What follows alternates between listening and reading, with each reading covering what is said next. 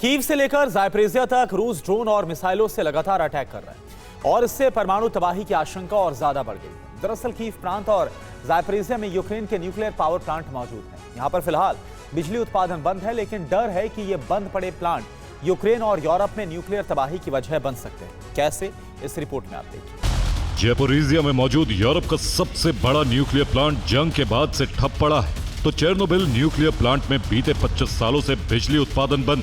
लेकिन ये दोनों ही प्लांट यूक्रेन ही नहीं बल्कि यूरोप के अधिकांश हिस्से के लिए बड़ा खतरा बन चुके हैं। डर है यहां से रेडिएशन लीक का।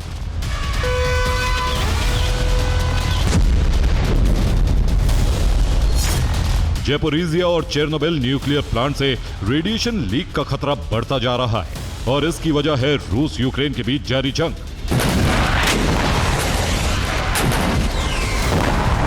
डर है कि यूक्रेन में बरसते बारूद के बीच इन दोनों न्यूक्लियर प्लांट से रेडिएशन लीक हो सकता है, जो यूरोप के एक बड़े हिस्से को तबाह कर सकता है।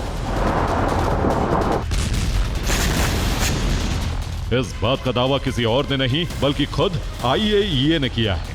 ज़ायपरिज़िया न्यूक्लियर प्लांट को लेकर किए दावे के मुताबिक 6 दिसंबर की रात ज़ायपरिज़िया परमाणु संयंत्र की बिजली गुल हो गई। पूरी रात परमाणु प्लांट में बिजली नहीं आई। सुबह किसी तरह बिजली का इंतजाम हो सका। अगर वक्त पर बिजली सप्लाई शुरू नहीं होती तो बड़ी अनहोनी हो सकती थी।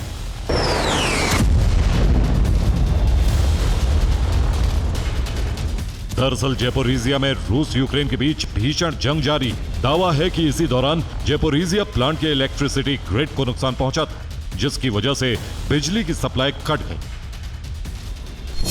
ZNPP में फिलहाल बिजली का उत्पादन नहीं होता, लेकिन रिएक्टर को ठंडा रखने के लिए बिजली की जरूरत होती है। दरअसल परमाणु रिएक्टर बंद होने के बाद भी इसमें गर्मी पैदा होती है, जिसे ठंडा रखने के लिए पानी की जरूरत होती है। पंप के जरिए पानी को रिएक्टर तक पहुंचाया जाता है। बिजली जाने पर पंप बंद हो जाते हैं, जिससे कुछ घंटों बाद ही पानी भाप बनकर उड़ जाता है, जिससे रिएक्टर में लगी फ्यूल रॉड पिघल सकती है। इससे विस्फोट और रेडिएशन लीक होने का खतरा होता है।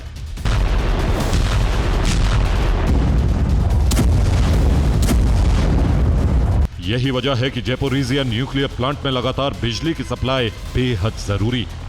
हालांकि ऐसा पहली बार नहीं है जब प्लांट की बिजली कटी हो।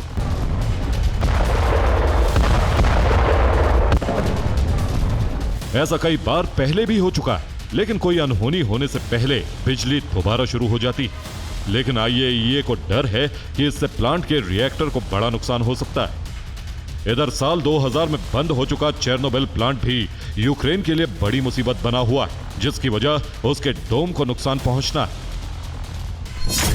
चेर्नोबिल प्लांट के क्षतिग्रस्त रिएक्टर पर डोम बना है, जिसे NSC यानी न्यू सेफ कन्फाइनमेंट कहा जाता है। इसे एक अंदरूनी संरचना के ऊपर बनाया गया, जिसके नीचे साल 1986 में नष्ट हुए रिएक्टर 4 का कचरा मौजूद। इस अंदरूनी ढांचे को साल 1986 में बनाया गया था। इसे कंक्रीट और स्टील के जरिए बनाया गया। इसका निर्माण रेडिएशन रोकने के लिए किया गया था। इसके बाद साल 2019 में इसी पुराने निर्माण के ऊपर नया डोम बनाया गया। इस डोम को पूरी तरह से स्टील से बनाया गया। फरवरी 2025 में इसी डोम से रूसी ड्रोन टकराया था। ड्रोन से डोम को नुकसान होने का दावा किया गया था, जिससे यहां रेडिएशन फैलने का खतरा बढ़ गया है। हालांकि फिलहाल रेडिएशन का स्तर नहीं बढ़ा है, लेकिन IAEA के मुताबिक इसे जल्द से जल्द रिपेयर करना जरूरी है।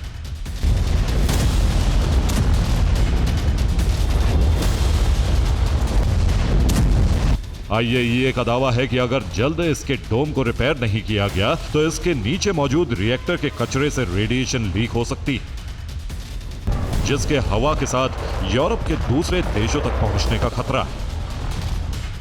Bureau report, TV9 Bharatvarsh.